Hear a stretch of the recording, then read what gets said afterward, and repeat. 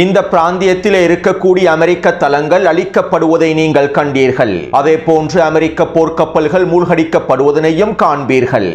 ஈரானிய உச்ச தலைவர் இமாம் முஜ்தபா கமேனி அவர்களின் அதிரடியான மிரட்டலான அறிவிப்புகளும் உச்ச தலைவரின் உடல்நிலை தொடர்பான தகவல்களும் மணிக்கு மணி ஏறும் எண்ணெய் வெளியேற்றமும் என்ன செய்வதென்று தெரியாமல் சிக்கி தவிக்கும் அண்டப்புழுகனும் உதவிக்காக நட்பு நாடுகளை நாடி இருக்கக்கூடிய அண்டப்புழுகனின் அடுத்த கட்டமும் இஸ்ரேலி ஆக்கிரமிப்பு ராணுவத்தின் நடவடிக்கைகளும் காசாவின் செம்மஞ்சல் பிரதேச எல்லைகளும் ஹமாஸுக்கு எதிரான ஆயுத குழுக்களுக்கான அதிகளவான ஒத்துழைப்பும் ஹிஸ்புல்லா இராணுவத்தின் உச்ச தாக்குதல்களும் கொத்து கொத்தாக அளிக்கப்படும் இஸ்ரேலி ஆக்கிரமிப்பு சிப்பாய்களும் அதிகாரிகளும்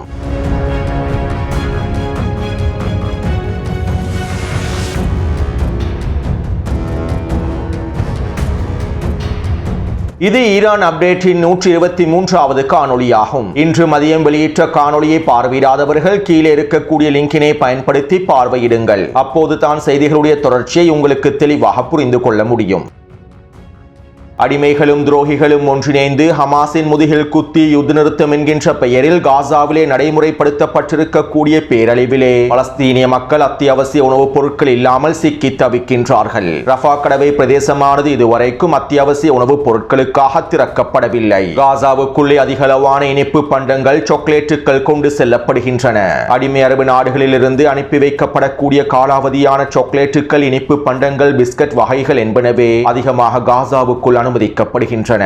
இந்த காலாவதியான இனிப்பு பண்டங்களை தான் காசாவில் இருக்கக்கூடிய பலஸ்தீனிய மக்கள் உணவாக உட்கொள்கின்றார்கள். பலஸ்தீனிய மக்களுக்கு தேவையான அத்தியாவசிய உணவுப் பொருட்கள் காசாவிற்குள்ளே அனுமதிக்கப்படுவதில்லை. மருத்துவ பொருட்கள் காசாவிற்குள்ளே அனுமதிக்கப்படுவதில்லை. வைத்தியசாலைகளை மீள்கட்டமைப்பதற்கான பொருட்கள் அனுமதிக்கப்படுவதில்லை. அதே போன்று கடந்த 2 மாதங்களாக கூடாரங்கள் கூட காசாவிற்குள் அனுமதிக்கப்படுவதில்லை என தெரிவிக்கப்படுகின்றது. அதே நேரம் சவுதி அரேபியா மற்றும் ஐக்கிய அரபு அமீரகம் போன்ற அடிமை அரபுகள் காசாவில் இருக்கக்கூடிய பலஸ்தீனிய மக்களுக்கான திருமணங்களை மேற்கொள்வதற்கான பண உதவிகளை வழங்குகின்றார்கள். இதன் மூலமாக காசாவிற்குள்ளே திருமணங்கள் நடைபெறுகின்றன. மேலும் இந்த காணொளிகளை பயன்படுத்தி காசாவினுடைய நிலைமைகள் சாதாரணமாக மாறிவிட்டன. இதோ பாருங்கள், காசாவிற்குள்ளே நாங்கள் பணத்தினை அனுப்பி வைத்து திருமணங்களையும் நிகழ்த்துகின்றோம். எங்களுடைய ஒப்பந்தம் வெற்றியடைந்து விட்டது. காசாவுக்கான டொனால்ட் ட்ரம்பினுடைய பீஸ் கவுன்சிலானது வெற்றியடைந்து விட்டது என பிரச்சாரங்களை மேற்கொள்வதற்காகவே இந்த வேலை திட்டங்கள் முன்னெடுக்கப்படுகின்றன. அதே நேரம் காசாவினுடைய உண்மையான களத்தில் அத்தியாவசிய உணவுப் பொருட்கள் இல்லாமல், மருந்து பொருட்கள் இல்லாமல் பலஸ்தீனிய மக்கள் சிக்கி தவிக்கின்றார்கள். ரஃபா கடவை பிரதேசத்தினை திறப்பதற்காக ஒப்பந்தம் மேற்கொள்ளப்பட்டு 200 நாட்களையும் தாண்டிவிட்டன. மேலும் இவை தொடர்பாக எந்த ஒரு அடிமை அரபுகளும் துரோகிகளும் கருத்துக்களை வெளியிடுவதில்லை. காசாவில் இருக்கக்கூடிய சன்னி முஸ்லீம்கள் உணவில்லாமல், அத்தியாவசிய மருந்து பொருட்கள் இல்லாமல், வைத்திய வசதிகள் இல்லாமல் சிக்கி தவிக்கின்றார்கள். இவற்றை கண்டுகொள்ளாத அடிமை அரபுகளும் அதனுடைய பக்தர்களும் ஈரானுக்கு எதிரான பிரிவினைவாத பிரச்சாரங்களையே மேற்கொள்கின்றார்கள். அடுத்த கட்ட யுத்த களத்தில் ஈரானுக்கு எதிராக அணிதிரண்டு ஈரானுக்கு எதிரான முடிவுகளை எடுப்பதற்காகவே ஒன்றிணைந்து செயற்படுகின்றார்கள். பிரிவினைவாதம் பேசக்கூடிய இந்த அடிமை அரபுகளுக்கும் துரோகிகளுக்கும் அதனுடைய பக்தர்களுக்கும் காசாவில் இருக்கக்கூடிய சன்னி முஸ்லிம்கள் கண்களுக்கு தெரிவதில்லை போலும். மேலும் இதன் மூலமாக இந்த அடிமை அரபுகளுடைய, துரோகிகளுடைய, அதனுடைய பக்தர்களுடைய உண்மையான நோக்கங்களை எங்களுக்கு தெளிவாக புரிந்து கொள்ள முடியும். ஒட்டுமொத்த முஸ்லிம் சமூகமும் இந்த அடிமைகளுடைய, துரோகிகளுடைய, பக்தர்களுடைய உண்மையான நோக்கங்களை தற்போது புரிந்து கொண்டுள்ளார்கள். மேலும் இவர்களுடைய பிரச்சாரங்கள் ஒரு பொழுதும் பயனளிக்கப் போவதில்லை. இதனால் அடிமை அரபுகளும் துரோகிகளும் பலஸ்தீனிய மக்களுக்கு செய்த துரோகத்திற்காக, செய்து வரக்கூடிய துரோகத்திற்காக, பலஸ்தீனிய மக்களை அழிப்பதற்காக எதிர்காலத்தில் இவர்கள் திட்டமிட்டிருக்கக்கூடிய வேலை திட்டங்களுக்காக நிச்சயமாக அனுபவிப்பார்கள். பலஸ்தீனிய மக்களுடைய சாபம் ஒரு பொழுதும் இந்த அடிமை அரபுகளை சும்மா விடப் போவதில்லை. அடுத்து காசாவிலே ஹமாஸுக்கு எதிரான ஆயுத குழுக்களுடைய எண்ணிக்கையானது தற்போது அதிகரித்து வருவதாக கள நிலவரங்கள் தெரிவிக்கின்றன. ஐக்கிய அரபு அமீரகத்தினுடைய தலைமையில் காசாவிலே பலஸ்தீனிய போராளிகளுக்கு எதிரான ஆயுத குழுக்களுக்கான முழுமையான நிதி உதவிகளும் ஆயுத உதவிகளும் தொடர்ச்சியாக வழங்கப்பட்டு வருகின்றன. மேலும் காசாவிலே பலஸ்தீனிய போராளிகளுக்கு எதிராக செயற்படக்கூடிய ஆயுத குழுக்களுக்கான சம்பளங்கள் கூட ஐக்கிய அரபு அமீரகத்தினால் வழங்கப்படுகின்றன. கைகூலி துரோகி அப்பாஸினுடைய ஃபதா அமைப்பும் இதற்கு முழுமையான உடந்தையாக காணப்படுகின்றது. ஃபதா அமைப்பின் வழியாகவே ஐக்கிய அரபு அமீரகம் அதிகளவான நிதி உதவிகளையும் வழங்குகின்றது. பலஸ்தீனிய போராளிகளுக்கு எதிராக செயற்பட்ட யாசிர் அபு ஷபாபை பலஸ்தீனிய போராளிகள் அழித்து விட்டார்கள். மேலும் இந்த தாக்குதல்களின் போது உயிர் தப்பிய கஸ்ஸான் அல் தஹனி என்பவனே தற்போது இந்த ஆயுத கும்பல்களுக்கு தலைமை தாங்குகின்றான். கஸ்ஸான் அல் தஹனியினுடைய தலைமையிலேயே தற்போது கான் யூனிஸினுடைய கிழக்கு பிரதேசத்திலும் ரஃபா பிரதேசங்களிலும் பலஸ்தீனிய போராளிகளுக்கு எதிரான ஆயுத கும்பல்களுடைய விரிவாக்கம் மேற்கொள்ளப்பட்டு வருகின்றது. கடந்த 3 வாரங்களுக்குள் மாத்திரம் பலஸ்தீனிய போராளிகளுக்கு எதிராக தாக்குதல்களை மேற்கொள்வதற்காக 50க்கும் அதிகமான பலஸ்தீனியர்களை மூளைச்சலவை செய்து அவர்களுக்கு ஆயுதம் மற்றும் நிதியுதவிகளை வழங்கி அவர்களை ஆயுத கும்பலில் சேர்த்துக் கொண்டிருப்பதாக தகவல்கள் வெளியாகியுள்ளன. எனவே ஐக்கிய அரபு அமீரகத்தினுடைய தலைமையிலேயே பலஸ்தீனிய போராளிகளுக்கு எதிரான ஹமாஸுக்கு எதிரான இந்த வேலை திட்டங்கள் அனைத்தும் காசாவிலே மேற்கொள்ளப்பட்டு வருகின்றன.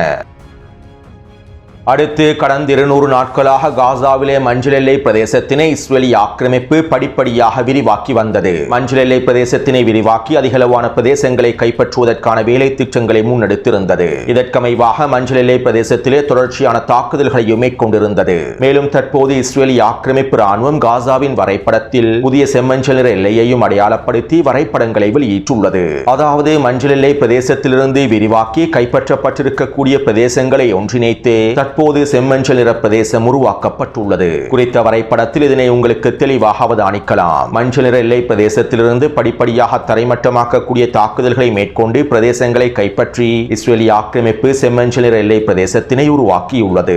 இதனால் ஒட்டுமொத்த காசாவின் 68% அதிகமான பிரதேசங்கள் தற்போது இஸ்ரேலி ஆக்கிரமிப்பு ராணுவத்தினுடைய கட்டுப்பாட்டுக்கு கீழால் கொண்டு வரப்பட்டுள்ளது.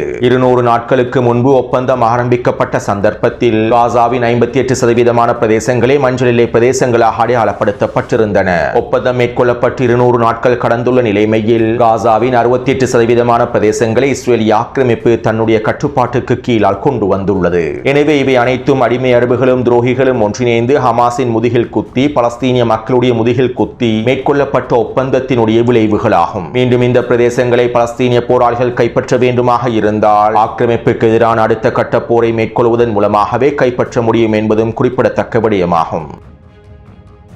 அடுத்து ஹிஸ்புல்லா ராணுவத்தினர் தெற்கு லெபனான் பிரதேசத்திலே இஸ்ரேலி ஆக்கிரமிப்பு ராணுவத்திற்கு எதிராக தொடர்ச்சியான தாக்குதல்களை மேற்கொண்டு வருகின்றார்கள். இதற்கமைவாக இன்று மாலை இஸ்ரேலி ஆக்கிரமிப்பின் இன்னும் ஒரு ஹெர்மஸ் 450 ட்ரோன் ஒன்றினை சுட்டு வீழ்த்தியுள்ளார்கள். அதே போன்று இஸ்ரேலி ஆக்கிரமிப்பின் வடமேற்கு பிரதேசமான மேற்கு கலிலி பிரதேசத்தை இலக்கு வைத்து ஏவுகணை தாக்குதல்களை மேற்கொண்டுள்ளார்கள். இந்த ஏவுகணை தாக்குதலானது குறித்த பிரதேசத்திலே நிலை கொண்டிருக்கக்கூடிய இஸ்ரேலி ஆக்கிரமிப்பு சிப்பாய்கள் இலக்கு வைத்தே மேற்கொள்ளப்பட்டிருந்தது. மேலும் இந்த தாக்குதலினால் 2 வெடிப்புகள் ஏற்பட்டிருப்பதாகவும் இஸ்ரேலி ஆக்கிரமிப்பு ராணுவத்திற்கு இழப்புகள் ஏற்பட்டிருப்பதாகவும் தெரிவிக்கப்படுகின்றது. அதே போன்று இஸ்ரேலி ஆக்கிரமிப்பின் வடக்கு பிரதேசமான ஷமோரா பிரதேசத்தை இலக்கு வைத்து ட்ரோன் தாக்குதல்களை மேற்கொண்டிருந்தார்கள். ஷமோரா பிரதேசத்தில் இஸ்ரேலி ஆக்கிரமிப்பின் ஆயுதங்களை பரிமாற்றம் செய்யக்கூடிய வண்டி ஒன்று நிலை கொண்டுள்ளது. குறித்த வண்டியிலே 20க்கும் அதிகமான சிப்பாய்களும் இருந்துள்ளார்கள். இந்த சந்தர்ப்பத்தில் தான் ஹிஸ்புல்லா ராணுவத்தின் ட்ரோன் தாக்குதல் மேற்கொள்ளப்பட்டுள்ளது. மேலும் இந்த தாக்குதலினால் குறித்த வண்டியானது தீக்கிரையாக்கப்பட்டுள்ளது. இவை தொடர்பான புகைப்படங்களை டெலிகிராம் சேனலில் பதிவிட்டிருந்தேன். மேலும் குறித்த வண்டியில் இருக்கக்கூடிய 20 பேரில் 12 பேர் படுகாயமடைந்திருப்பதாகவும் எஞ்சியோருக்கு லேசான காயங்கள் ஏற்பட்டிருப்பதாகவும் இஸ்ரேலி ஆக்கிரமிப்பு ராணுவம் அறிவித்துள்ளது. அதே நேரம் குறித்த தாக்குதலிலே 12 சிப்பாய்கள் கொல்லப்பட்டிருக்கலாம் என்றும் ஏனைய சிப்பாய்கள் படுகாயமடைந்திருக்கலாம் என்றும் லெபனானிய ஆதாரங்கள் தெரிவிக்கின்றன. அத்தோடு இன்று மாலை தெற்கு லெபனானினுடைய பின்ஜபில் பிரதேசத்தில் இஸ்ரேலி ஆக்கிரமிப்பு அவசர நிலையை அறிவித்தது. அதாவது பின்ஜபிலினுடைய எல்லை பகுதியில் நிலை கொண்டிருக்கக்கூடிய 35க்கும் அதிகமான இஸ்ரேலி ஆக்கிரமிப்பு சிப்பாய்களை ஹிஸ்புல்லாவினுடைய ரதுவான் தியாக படைகள் சுற்றி உடைத்துள்ளார்கள். இந்த தாக்குதலின் விளைவாக குறித்த பிரதேசத்திலே பல இஸ்ரேலி ஆக்கிரமிப்பு சிப்பாய்கள் கொல்லப்பட்டும் படுகாயங்களுக்கும் உள்ளாக்கப்பட்டுள்ளார்கள் என தெரிவிக்கப்படுகின்றது. மேலும் இவை தொடர்பான தகவல்கள் முழுமையாக ஊடக தணிக்கைக்குட்படுத்தப்பட்டுள்ளன. இஸ்ரேலி ஆக்கிரமிப்பு ராணுவம் ஊடகங்களுக்கு குறித்த தாக்குதல் தொடர்பான தகவல்களை வெளியிட வேண்டாம் என கட்டளையிட்டுள்ளது. எனவே பெரும்பாலும் குறித்த பிரதேசத்திலே அதிகளவான சிப்பாய்கள் கொல்லப்பட்டு படுகாயமடைந்திருப்பதற்கான வாய்ப்புகளே அதிகமாக இருக்கின்றன.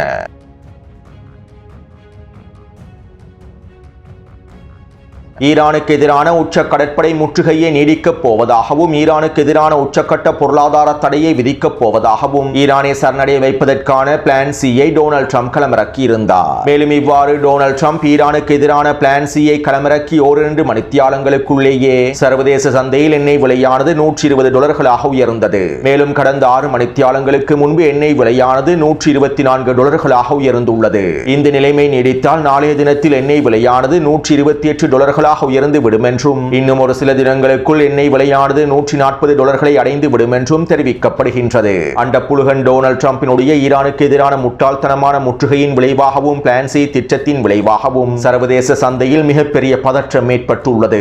இதனால் எண்ணெய் விலையேற்றம் அதிகரித்துக் கொண்டே செல்கின்றது. டொனால்ட் ட்ரம்பினுடைய நிர்வாகத்தினால் இவற்றை கட்டுப்படுத்த முடியாத நிலைமை ஏற்பட்டுவிட்டது. இதனால் தற்போது டொனால்ட் ட்ரம்ப் ஒரு புதிய கூட்டணியை உருவாக்குவதற்கான கோரிக்கைகளை முன்வைத்துள்ளார். அதாவது கடல்சார் கடல்சார் சுதந்திர கட்டமைப்பு என்கின்ற தலைப்புக்கு கீழால் ஒரு புதிய கூட்டணியை உருவாக்குவதற்கான கோரிக்கைகளையும் அழைப்புதல்களையும் டொனால்ட் ட்ரம்பினுடைய நிர்வாகம் அவர்களுடைய நட்பு நாடுகளுக்கு அனுப்பி வைத்துள்ளது.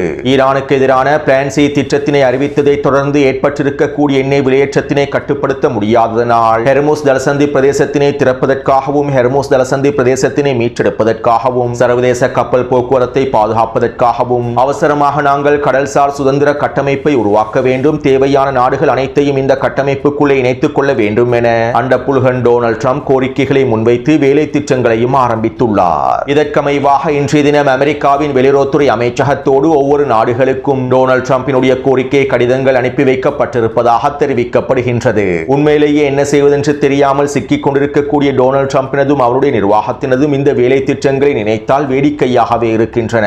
ஈரானுக்கு எதிரான கடற்படை முற்றுகையை நீடித்துவிட்டு ஈரானுக்கு எதிரான பிளான் சி திட்டங்களை களமிறக்கிவிட்டு ஈரானுக்கு எதிரான வரையறுக்கப்பட்ட தாக்குதல்களை மேற்கொள்வதற்கான திட்டங்களை அமைத்துவிட்டு ஹெர்முஸ் ஜலசந்தி பிரதேசத்தினை திறப்பதற்காக ஒரு சர்வதேச கூட்டணியை அமைப்பதற்கு இவர்கள் திட்டமிட்டிருப்பது அமெரிக்காவினுடைய மிகப்பெரிய தோல்வியையும் உறுதிப்படுத்துகின்றது.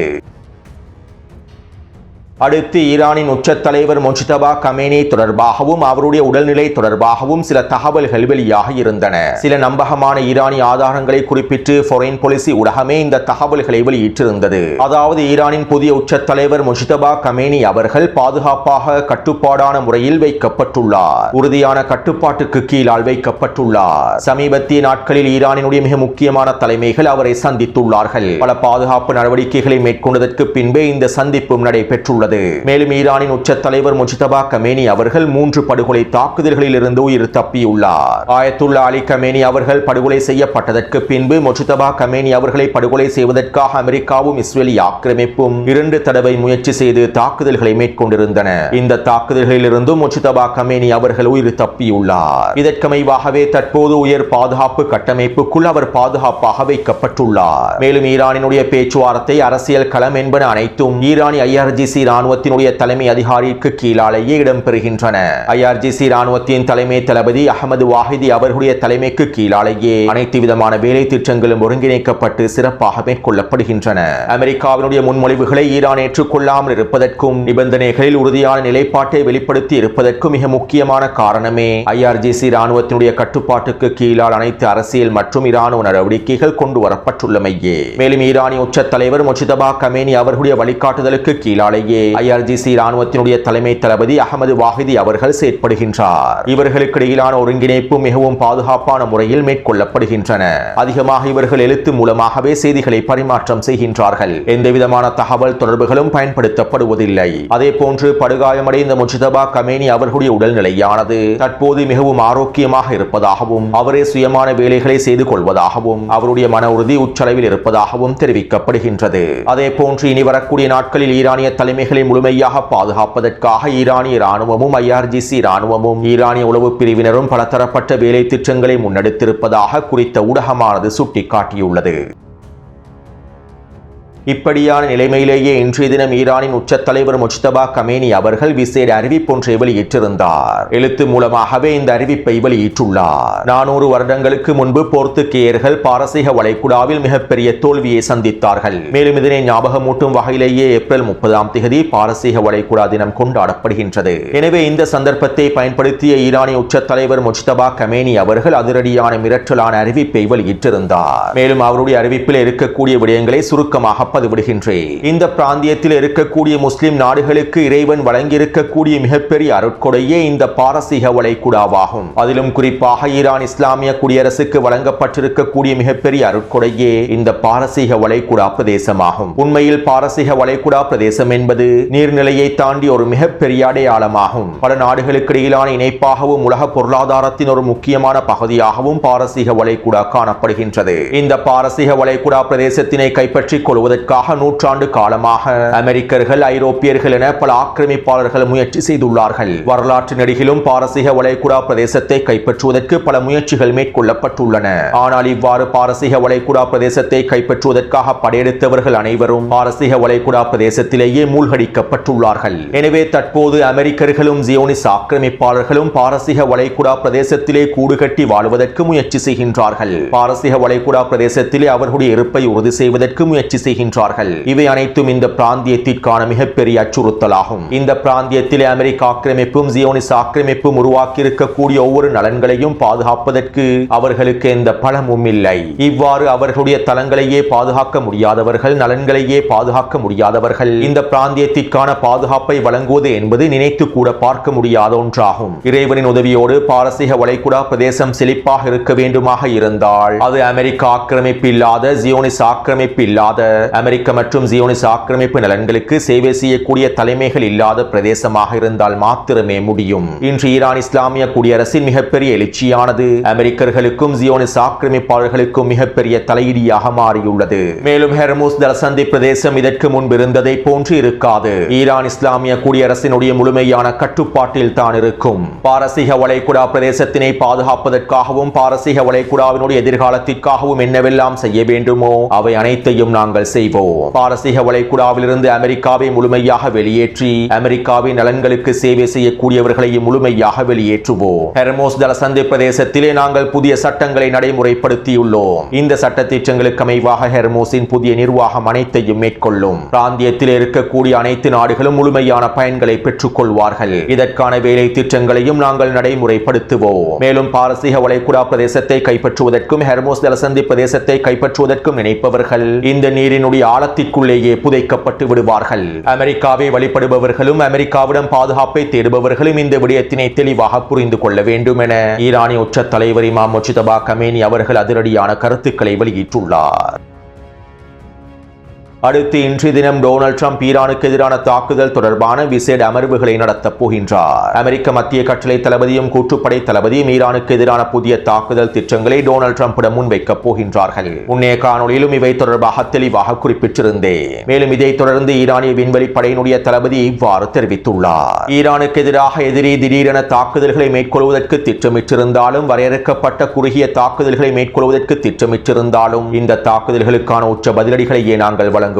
முன்னைய போர்க்களத்தை போன்று இந்த போர்க்களமானது சாதாரணமாக இருக்காது. நிச்சயமாக எங்களுடைய பதிலடி தாக்குதல்கள் வேறு விதமானதாகவே அமைந்திருக்கும். இந்த பிராந்தியத்தில் இருக்கக்கூடிய அமெரிக்க தளங்கள் அளிக்கப்படுவதனை அவர்கள் கண்டுள்ளார்கள். மேலும் இதே போன்று பாரசீக வளைகுடா பிரதேசத்தில் அமெரிக்க போர்க்கப்பல்கள் மூழ்கடிக்கப்படுவதனையும் அவர்கள் காண்பார்கள். இதற்காக நாங்கள் தரமான தாக்குதல் திட்டங்களையும் தயார்படுத்தி வைத்துள்ளோம் என ஈரானிய விண்வெளி படையினுடைய தளபதி தெரிவித்துள்ளார். எனவே இந்த காணொலி தொடர்பான கருத்துக்களை பதிவிடுங்கள். தொடர்ந்தும் என்னுடன் இணைந்திருங்கள். நன்றி, வணக்கம்.